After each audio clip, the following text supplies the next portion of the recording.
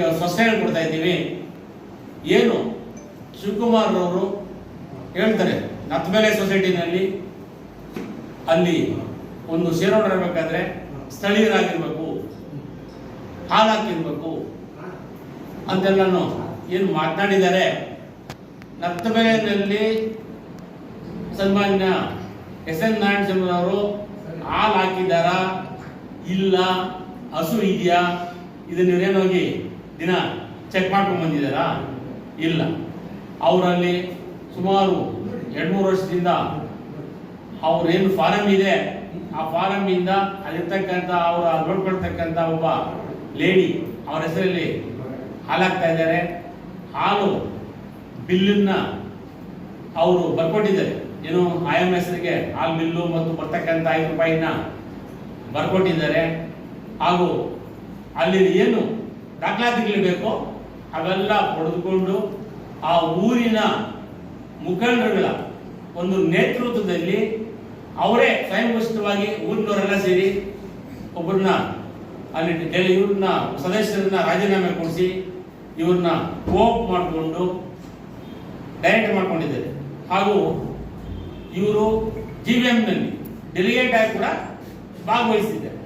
Delegate form ಕೊಡಬೇಕಾದರೆ ಎಲ್ಲ ದಾಖಲಾತಿಗಳನ್ನ ಪರಿಶೀಲಿಸಿ ಏನು ತಾಲೂಕಿನ ಉಪವ್ಯವಸ್ಥಾಪಕರು, ಬಂಗಾರಪೇಟೆ ಕೋಚಿಮಲ್ನ ಉಪವ್ಯವಸ್ಥಾಪಕರು ಹಾಗೂ ಅಲ್ಲಿನ ಸೂಪರ್ವೈಸರ್ಸ್ ಅವರೆಲ್ಲ ಸೈನ್ ಕೊಟ್ಟರೆ ಡೆಲಿಗೇಟ್ ಫಾರಂ ಕೊಡ್ತಕ್ಕಂಥದ್ದು.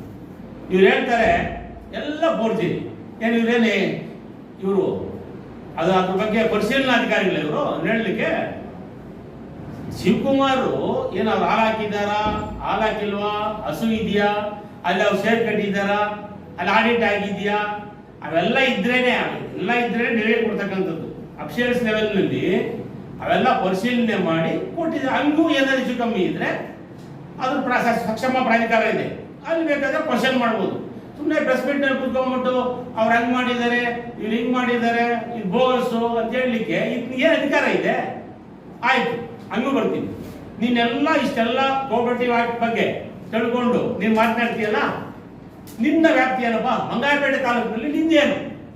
ನೀನು ಕೋಲಾರವನ್ನು ಇದ್ಕೊಂಡು ಅಧಿಕಾರಾವಧಿ ದುರ್ಬಳಕೆ ಮಾಡ್ಕೊಂಡು ಬಂಗಾರಪೇಟೆ ವಕೀಲರ ಸಂಘದಲ್ಲಿ ನೀನು ಒಂದು ಸೇರ್ಕೊಂಡು 8 ದಿನ ಅಧ್ಯಕ್ಷರು ಮಾಡ್ಕೊಂಡೆ, ಕಟ್ಟಿದ್ಯಾ, ಬಿಲ್ಡಿಂಗ್ ಕಟ್ಟಿದ್ಯಾ, ನಾವೆಲ್ಲ ದುಡ್ಡು ಕೊಟ್ಟಿದ್ದೀವಿ, ಸುಮಾರು ದುಡ್ಡುಗಳನ್ನ ನೀನು ವಸೂಲಿ ಮಾಡಿದ್ಯಾ, 1100 ರೂಪಾಯಿ ಶೇರ್ ಕಲೆಕ್ಟ್ ಮಾಡಿದ್ಯಾ.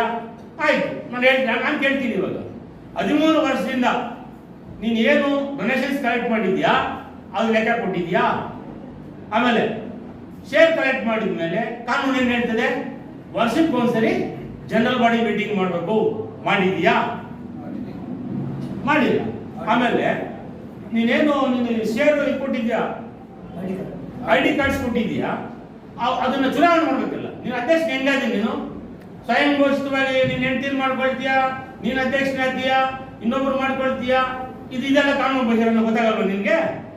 ಇದು ಕಾನೂನಿಗೆ ಬರ್ಬೇಕಲ್ಲ. ಇಷ್ಟೆಲ್ಲ ಕಾನೂನು ಗೊತ್ತಿರೋನು ಇನ್ಯಾಕೆ ಕಾನೂನು ವೈಲೇಟ್ ಮಾಡ್ತೀಯ ನೀನು? ಹೌದಾ ಇಲ್ವಾ? ಅದರಿಂದನು ನಿನ್ನ ಫಸ್ಟ್ ಕರಡಿನಲ್ಲಿ ನಿನ್ ಮುಖ ನೋಡ್ಕೋ, ಫಸ್ಟ್ ಇನ್ನೊಬ್ರ ಬಗ್ಗೆ ಮಾತಾಡು. ನಿಂದನ್ನೇ ಕರೆಕ್ಟ್ ಆಗಿಲ್ಲ. ನೀನು ವಕೀಲರ ಸಂಘ ಬಂಗಾರಪೇಟೆನಲ್ಲಿ ವಕೀಲರನ್ನ ಡಿವೈಡ್ ಮಾಡಿದೆ. ಒಂದ್ಸರಿ ಹೇಳಿದೆ SC ಸೇರಿಸ್ಕೊಡುದು ಅಂತ. ಇವತ್ತು ಯಾರ ಜೊತೆ ಕೂತಿದ್ದಪ್ಪ ನೀನು? ನಿನ್ನ ನಾಚಿಕೆ ಆಗಲ್ವಾ ನಿನ್ಗೆ? ಅವತ್ತು ನಮಗ್ ಮಾತ್ರ SCಗಳನ್ನ ನೀವೆಲ್ಲ SCಗಳ ಬಕೆಟ್ ಅಂತ ಮಾತಾಡ್ತಿಲ್ಲ. ಇವತ್ತು ನೀನು ಯಾರ ಬಕೆಟು ಹೇಳಿ? ಇವತ್ತು ಯಾರ ಜೊತೆ ಪ್ರೆಸ್ ಮೀಟ್ ಮಾಡ್ತೀಯ ನೀನು? ನಿನ್ನ ನಾಚಿಕೆ ಆಗಲ್ವಾ? ಆಮೇಲೆ ಇನ್ನೂ ನಿನ್ನ ದೌರ್ಜನ್ಯಗಳು ಜಾಸ್ತಿ ಇದೆ. ನೀನು ಅಧಿಕಾರ ದುರ್ಬಳಕೆ ಮಾಡಿಕೊಂಡು ಏನು ಕಮಾಂಡಲ್ಲಿ ಫಾರೆಸ್ಟ್ ಏರಿಯಾನಲ್ಲಿ ನಿನ್ನ ಹೆಂಡತಿ ಹೆಸರಲ್ಲಿ ಅಧಿಕಾರದಲ್ಲಿ ಇದ್ದಾಗೆ ನೀನು ಜಮೀನನ್ನ ಮಂಜೂರು ಮಾಡಿಸ್ಕೊಳ್ತೀಯಲ್ಲ, ಇದು ಕಾನೂನು ಕರೆಕ್ಟ್ ಆಗಿದೆಯಾ ಏನು? ಆಮೇಲೆ ಜಮೀನೇ ಇಲ್ಲ ಮಾತನಾಡ್ತಾರೆ ಅದ್ರ ಬಗ್ಗೆ ಎಸ್ಗೌಡರು ಮಾತನಾಡ್ತಾರೆ. ಮಾನ್ಯ ಶಿವಕುಮಾರ್ ಅವರೇ, ಇಷ್ಟೆಲ್ಲ ನಿನ್ ಏನಕ್ಕೆ ನತ್ತಬೆಲೆನಲ್ಲಿ ನಿಂದೇನು ಕೆಲಸ? ನತ್ತಬೆಲೆಯಲ್ಲಿ ಜನ ಇದ್ದಾರೆ, ಅಲ್ಲಿನ ಪ್ರೆಸಿಡೆಂಟ್ ಇದ್ದಾರೆ, ಬೋರ್ಡ್ ಆಫ್ ಡೈರೆಕ್ಟರ್ಸ್ ಇದ್ದಾರೆ, ಅವರೆಲ್ಲ ತೀರ್ಮಾನ ಮಾಡ್ತಾರೆ. Board is supreme. ಒಂದು ಡೈರಿನಲ್ಲಿ ಬೋರ್ಡೇ ಸುಪ್ರೀಂ. ಅವ್ರನ್ನ ಯಾರನ್ನ ಬೇಕೋ ಮಾಡ್ಕೊಂಡಿದ್ದಾರೆ. ಹಂಗೂ ಏನೋ ಹೆಚ್ಚು ಕಮ್ಮಿ ಇದ್ರೆ ಅಫಿಷಿಯಲ್ಸ್ ಇದ್ದಾರೆ, ಪರಿಶೀಲಿಸ್ತಾರೆ. ನಿನಗೇನೇ ಇದೆ ಕೆಲಸ? ನಿಂದು ಏನಿದೆ ನಿಂತಿದ್ರಲ್ಲಿ? ಇದೆಲ್ಲ ಅರ್ಥ ಮಾಡ್ಕೋ. ಫಸ್ಟ್ ನೀನು ಒಕ್ಕಲಿಗರ ಸಂಘದ ಲೆಕ್ಕ ಕೊಡು. ನಾವು ಮೊದಲೇ ನೀನು ಟೈಮ್ ಕೊಟ್ಟಿದ್ದೀವಿ ಬೀಗ ಹಾಕ್ತೀವಿ ಅಂತ. ಬೀಗ ಹಾಕಕ್ ಮೊದಲು ಲೆಕ್ಕ ಕೊಟ್ರೆ ಸರಿ, ಇಲ್ಲ ಅಂದ್ರೆ ಅದು ಶೀಘ್ರದಲ್ಲಿ ಒಕ್ಕಲಿಗರ ಸಂಘಕ್ಕೆ ಆ ಒಂದು ಕೆಂಪೇಗೌಡ ಭವನಕ್ಕೆ ಬೀಗ ಹಾಕ್ತೀವಿ. ನೀನು ಕರೆಕ್ಟಾಗಿ ಲೆಕ್ಕ ಕೊಟ್ಟು ನೀನು ನಡೆಸು, ನಾವೇ ಬೇಡದಲ್ಲ. ಚುನಾವಣೆ ಮಾಡು, ನೀನೇ ನಿಂತ್ಕೋ, ನೀನೇ ಗೆದ್ಕೋ, ನಾವು ಬೇಡ ಅನ್ನೋದಿಲ್ಲ. ಅದು ಬಿಟ್ಬಿಟ್ಟು ನೀನು ಬೇಕಾದವ್ರು ಡೈರೆಕ್ಟ್ ಮಾಡ್ಕೊಳ್ಳೋದು. ನೀನು ಬೇಕಾಗಿ ನೀನು ನೀನು ಹೆಂಡತಿ ಪ್ರೆಸಿಡೆಂಟು, ನೀನು ಪ್ರೆಸಿಡೆಂಟ್, ಇದನ್ನು ನಿಮಗೆ ಲೀಸ್ ಕೊಟ್ಟಿದ್ದೀವಿ, ಬಂಗಾರಪೇಟೆ ನೀನು ಕೊಟ್ಟಿದ್ದೀವಾ ಹೇಳಿ. ನೀನು ತಾಕತ್ತಿದೆ ಚುನಾವಣೆ ನಡೆಸು.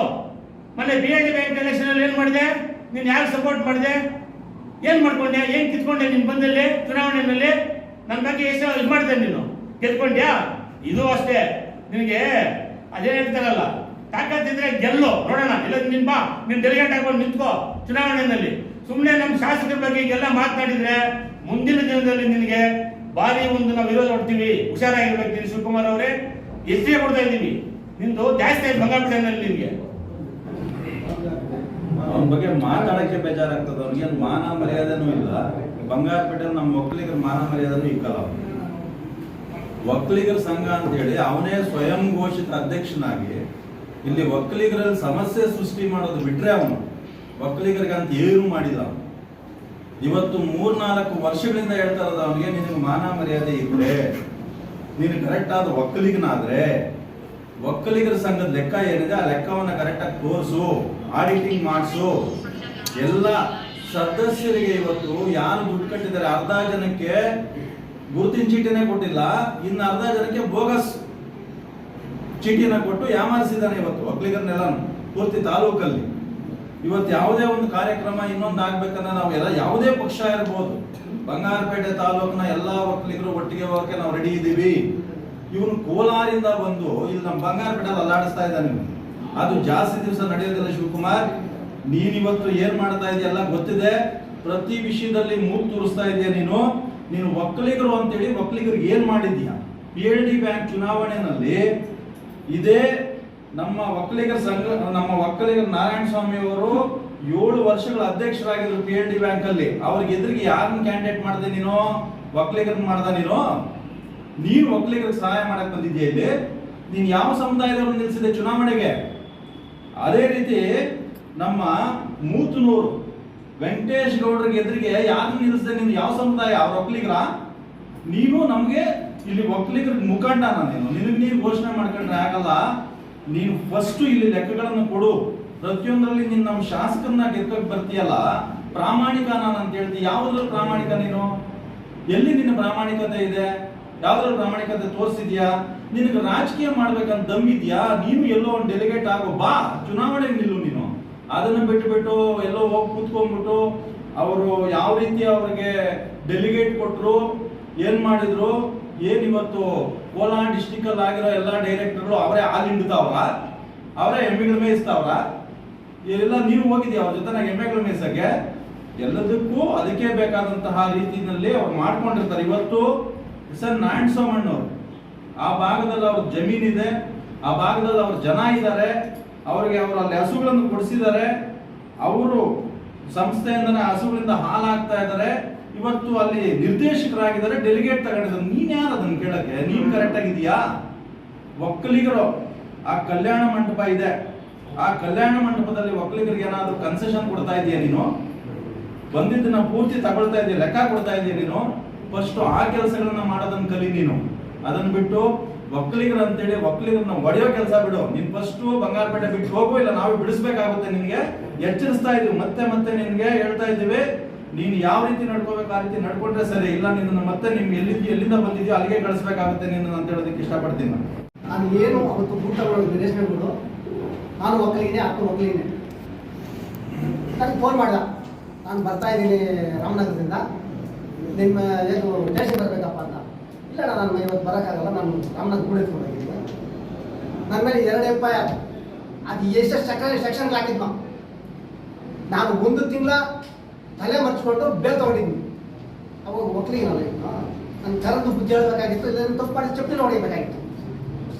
ಹಿಂದಿನ ಸತ್ಯ ಹರಿಚಂದ್ರನ 2011-12 ಇಸ್ವಿನಲ್ಲಿ ಇದ್ದು ನಮ್ಮ ಜಮೀನು ಮಾಡ್ಕೊಂಡವನೆ, ಮಂಜೂರು ಮಾಡ್ಕೊಂಡವನೆ.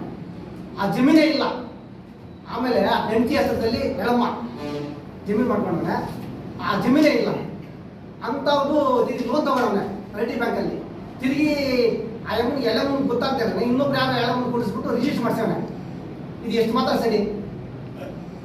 ಇದು ಅದೇ ಸತ್ಯಹರಿಚಂದ್ರನಲ್ಲ, ಎಲ್ಲ ಕೂಡ ಲೂಟಿ ಹೊಡಿತಾರೆ. ಆ ಚೋಟದಾಗ ಎಲ್ಲ ಲೂಟಿ ಹೊಡಿತಾವನೆ.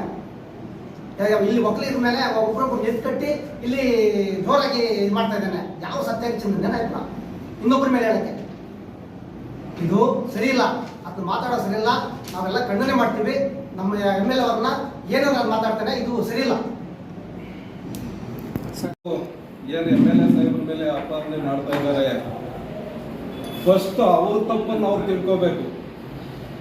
ಇವತ್ತು ಒಕ್ಕಲಿಗರ ಸಂಘ ಅಂತ ಹೇಳ್ಕೊಂಡು ಬಂಗಾರಪೇಟೆ ತಾಲೂಕು ಎಂಟ್ರಿ ಆಗಿ ಒಕ್ಕಲಿಗರಿಗೆ ಎಷ್ಟು ಮೋಸ ಮಾಡಿದ್ದಾನೆ, ಸಂಘಕ್ಕೆ ಎಷ್ಟು ಮೋಸ ಮಾಡಿದ್ದಾನೆ ಫಸ್ಟ್ ತಿಳ್ಕೊಂಡು ಬೇರೆಯವ್ರ ಬಗ್ಗೆ ಮಾತಾಡ್ಬೇಕು ಅವ್ರು ಫಸ್ಟ್. ಆಮೇಲೆ ಮೊನ್ನೆ ನಾವು ಇದೆಲ್ಲ ಲೆಕ್ಕ ಕೇಳಬೇಕಂದಾಗ ಚೌಟ್ರಿಯಲ್ಲಿ ಹೋಗಿ ಪ್ರೆಸ್ ಮೀಟ್ ಮಾಡಿದ್ವಿ. ಮಾಡಿದಂಥ ಸಂದರ್ಭದಲ್ಲಿ ನಾವು ಅವ್ರ ಜೊತೆ ಇದ್ವಿ. ಯಾರೋ ಒಬ್ಬನ ತರಳೆ ಮಾತಾಡಿದ್ನಂತೆ, ಮಹಾದೇವ್ಗೂ ಸಂಘಕ್ಕೆ ಏನು ಸಂಬಂಧ ಅಂತ. ಲೇ ಬೇಕುಪ್ಪ ನೋಡು, 10 ವರ್ಷದ ಮೊದಲೇ ಸಂಘದಲ್ಲಿ ಮೆಂಬರ್ಶಿಪ್ ಕೊಡ್ದಿದ್ದೀನಿ, ಕಣ್ಣಾರೆ ನೋಡ್ಕೊಂಡು ಮಾತಾಡು.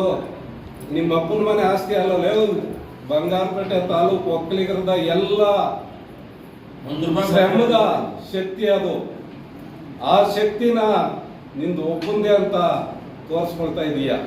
ಇದು ನಿನ್ನ ಪ್ರಾಮಾಣಿಕತೆನಾ? ಮತ್ತೆ ತಾಲೂಕಲ್ಲಿ ಯಾವುದೇ ಚುನಾವಣೆ ಬರಲಿ, ರಾಜಕಾರಣ ಮಾಡೋಕೆ ಬರ್ತೀಯಲ್ಲ, ನೀನು ಎಲ್ಲಾದ್ರೂ ಹೋಗಿ ಜನಗಳೆದ್ರಲ್ಲಿ ನಿಂತು ಗ್ರಾಮ ಪಂಚಾಯತಿ ಮೆಂಬರ್ ಆಗೋ ಯೋಗ್ಯತೆ ಇದೆಯಾ ನಿನ್ಗೆ? ಯೋಗ್ಯತೆ ಇದೆಯಾ? ರಾಜಕಾರಣ ಮಾಡ್ತೀಯ ನೀನು ಬಂಗಾರಪೇಟೆ ತಾಲೂಕಲ್ಲಿ? ನೀನ್ ಕೋಲಾರ ತಾಲೂಕ್ನವ್. ನಿನಗೆ ತಾಕತ್ತಿದ್ರೆ ಯಾವ್ದಾದ್ರು ಚುನಾವಣೆಯಲ್ಲಿ ಗೆದ್ದು ತೋರಿಸು. ಒಕ್ಕಲಿಗರ ಸಂಘನ ಯಾಮಾರಿಸ್ಕೊಂಡು ನಿನ್ನ ಕೈಯಲ್ಲಿ ಇಟ್ಕೊಂಡು ದರ್ಪ ತೋರಿಸ್ತಾ ಇದೆಯಲ್ಲ, ಅದನ್ನ ಬಿಟ್ಬಿಟ್ಟು ಜನರ ಮುಂದೆ ಹೋಗಿ ನಿನಗೆ ತಾಕತ್ತಿದ್ರೆ, ನೀನ್ ಗಂಡಸೆ ಆದ್ರೆ, ನಿಮ್ಮ ಅಪ್ಪನ್ಗೆ ಹುಟ್ಟಿದ್ರೆ ಗೆದ್ದು ತೋರ್ಸು ಚುನಾವಣೆ. ಅವಾಗ ನೀನ್ ಶಿವಕುಮಾರ್ ಆಗ್ತೀಯ. ಇಲ್ಲ ಅಂದ್ರೆ ಬರೀ ಸಂಘದ ಹೆಸರು ಹೇಳ್ಕೊಂಡು ಬಂದ ತಾಲೂಕಲ್ಲಿ ಅಭಿವೃದ್ಧಿ ಮಾಡ್ತಿರ್ತಕ್ಕಂಥ ಶಾಸಕರ ವಿರುದ್ಧವಾಗಿ ಮಾತಾಡೋದನ್ನ ನಿಲ್ಲಿಸಿ ಫಸ್ಟ್.